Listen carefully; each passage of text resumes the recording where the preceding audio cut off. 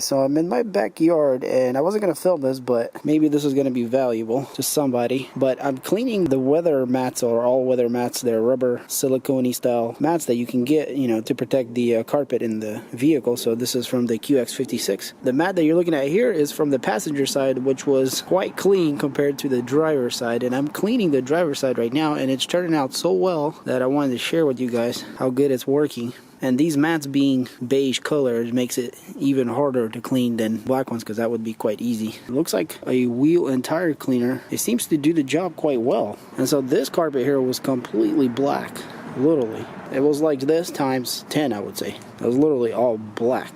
And so all I'm doing is just spraying this stuff, letting it sit here and soak. It seems like the more it sits in this stuff, the cleaner it's getting. And I did get a little brush here, some more rough bristles to kind of rub it in.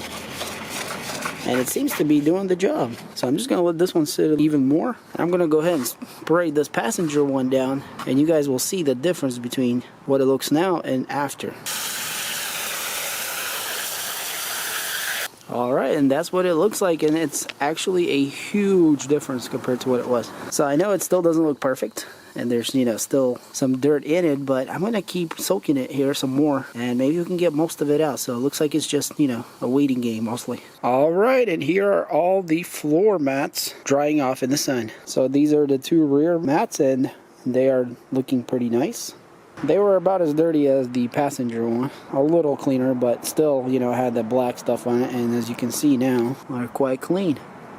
So here's our passenger mat, and it turned out really good also. And then this one was the dirtiest by far, and it actually turned out great also. You can tell there's more wear on it too.